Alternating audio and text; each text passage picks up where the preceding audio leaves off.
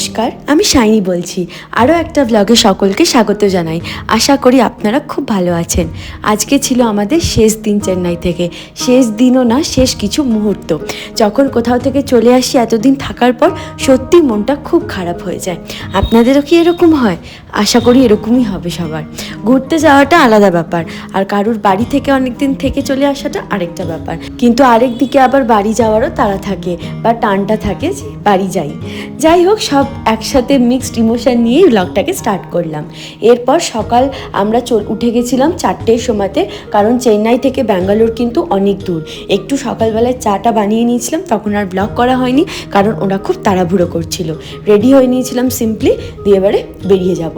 বেরোনোর আগে দেখুন কি ভালোবাসা শোভন আর অভিক শোভনকে আবার জল খাইয়ে দিচ্ছিল। এই ছোটো ছোটো মুহূর্তগুলোই মনে থেকে যাবে। যাই হোক, এরপর একদম রেডি হয়ে নিয়েছিলাম, হালকা একটু মেকআপ করে নিয়েছিলাম, আর এই ড্রেসটাই পরে নিয়েছিলাম, খুব কমফোর্টেবল। তার জন্য চলুন এবারে বেরোনো যাক। নিচে চলে গেছিলাম আর ভালোভাবে লক টক করে, এখনও কিন্তু আলো ফোটেনি। এমনি সাউথ ইন্ডিয়াতে একটু দেরি করে আলো ফোটে, তাহলেও এত সকাল ছিল। অলমোস্ট আমরা তখন বাজছিল 5:30, আমরা বেরোলাম। আমাদের গাড়ি চলে এসেছিলো, গাড়িটাও খুব ভালো ছিল, অনেক বড় সিট ছিল, আমরা খুব ভালোভাবে বসে যেতে পারবো। এরপর প্রথমে চলে এলাম পেট্রোল পাম্পে, কারণ গাড়িটাকে ফুল ট্যাঙ্ক করতে হবে। বলে দিই, চেন্নাই থেকে ব্যাঙ্গালোর হচ্ছে অলমোস্ট 500 কিলোমিটারের কাছাকাছি, তো এর জন্য অনেকটাই তেল লাগবে। তার জন্য আমরা তেলটা ফুল ট্যাঙ্ক করে নিলাম, কারণ আমাদের এদিক ওদিকও যাওয়ার ছিল। তো চলুন এবারে যাওয়া যাক।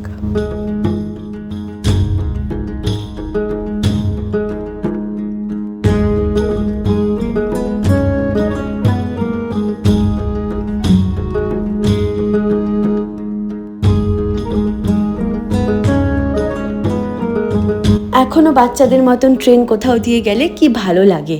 নিজে কিন্তু অনেকবার চড়ে গেছি, যখন ট্রেনে চাপি আর ভাল লাগে না, কিন্তু ওই দেখতে খুব ভালো লাগে। যাই হোক, এরপর ভোর হয়ে গেছিলো আর আলো ফুটে গেছিলো। রোদটা প্রথম যখন পড়লো খুব ভালো লাগলো, কারণ এসির মধ্যে ছিলাম আমরা। এখানে নেমে গেছিলাম, ওরা একটু ওয়াশরুম যাচ্ছিল, আর এখানে আমি ভাবলাম ততক্ষণে আপনাদেরও একটু দেখিয়ে দিই কী কী আছে, আর আমাদের গাড়িটাকেও।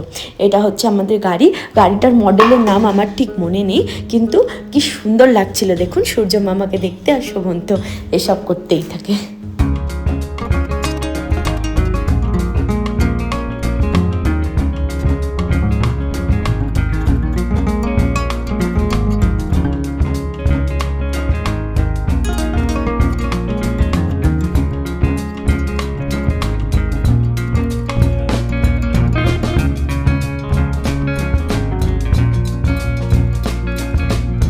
কি অপূর্ব রাস্তাগুলো দেখে মন প্রাণ জুড়িয়ে গেল।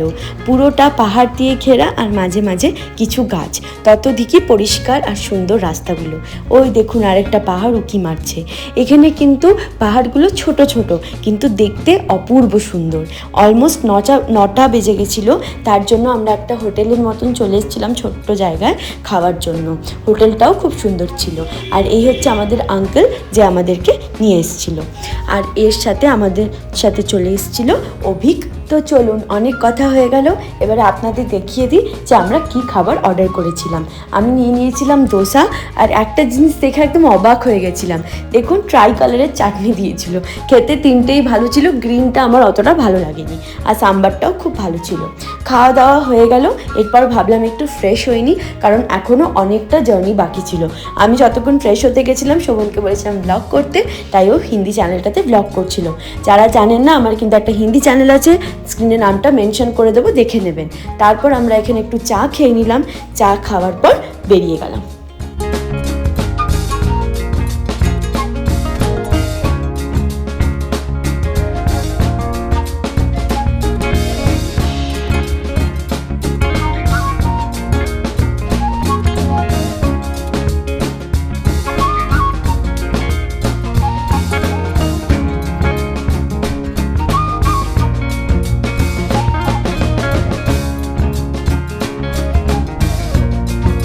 আবার শুরু হলো সেই রাস্তা দেখা।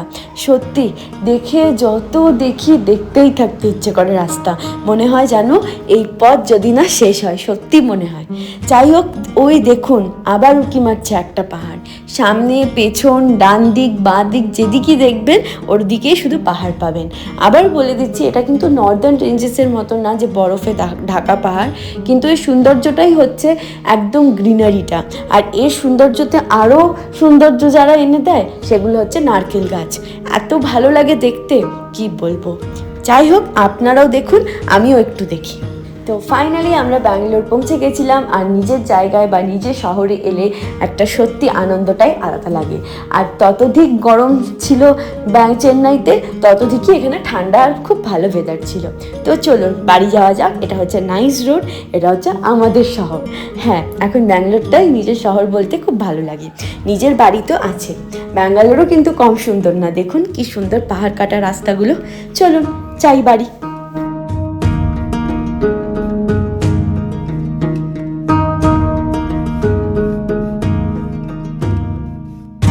যতটা এক্সাইটমেন্টের সাথে এসেছিলাম ততধিকই একদম দুঃখ হয়ে গেছিলো মনটা বাড়িতে এসে। কেন জানেন, বাড়িতে এসেই দেখছি জল নেই। আর অলমোস্ট 5 থেকে 4 দিন ধরে জল নেই। তো জানি না কি হবে, কবে আসবে, কি ব্যাপার। তো হিতেশ সাথে চলে গেছিলো। আরেকটা যে বন্ধু ছিল অভিক, ওর অন্য প্ল্যান ছিল, তাই ওর জন্য আমরা পিৎজা নিয়ে নিয়েছিলাম আর আমাদের জন্য। তো হ্যাঁ, চলে এসেছিলো পিৎজা, সেটাও অনেক দেরি করে এসেছিলো। প্রত্যেক দিন 8 ঘন্টার মধ্যে চলে আসে, আজকে 40 মিনিট পর এসেছিল। আমরা 3 রকমের পিৎজা আনিয়ে নিয়েছিলাম, খেয়ে নেব এখন। আর সত্যি খুব খারাপ লাগছে যে কোথাও থেকে এসেছে এই ব্যাপারটা, জল না থাকা, কারেন্ট না থাকা, এত মজা করার পর সবটা মনে হয় নষ্ট হয়ে যায়। কারণ জল আমার মনে হয় এমনই একটা জিনিস যেটা কিনা প্রত্যেক মুহূর্তে মানুষের প্রয়োজন হয়।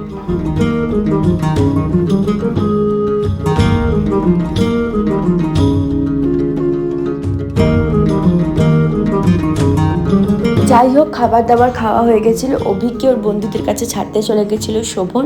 আর যেমন প্যাকিং করতে সময় লাগে সেরকম আনপ্যাকিং করতে ততদিকই সময় লাগে।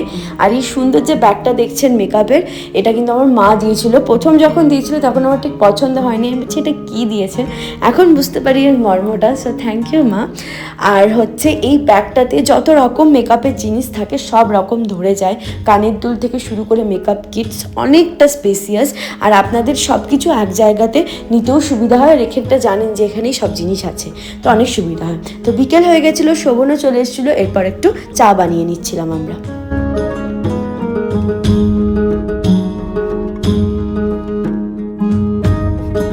চা তো বানানো হয়ে গেল, দুজনের 2 কাপ চা আর একটু বিস্কুট খেয়ে নিচ্ছিলাম। কারণ পিৎজাই খেয়েছিলাম একটা একটা করে, অনেক খিদে পেয়ে গেছিলো, তাই ভাবলাম এটা খেয়ে নিই। কারণ এর থেকে বেশি আর কিছু খেতে পারবো না ঘরে, কারণ আবার সেই জল ছিল না। কি করছিলাম আমরা দেখুন, এক তো জল নেই, কারেন্ট চলে গেছে, আবার মুষলধারায় বৃষ্টি পড়ছে। আমরা কি করেছি, রেইন ওয়াটার হারভেস্টিং করছিলাম। ওখানে 2টো বালতি পেতে দিয়েছিলাম, জল পড়ছিল। আর এখানে যে সিঁড়ি থেকে যে জলটা গড়িয়ে পড়ে, এই জলটা এখানে স্টোর করছিলাম। অ্যাটলিস্ট আমরা ওয়াশরুম যেতে তো ইউজ করতে পারবো। কি আর করব বলুন, কত কিছু মানুষকে করতে হয়।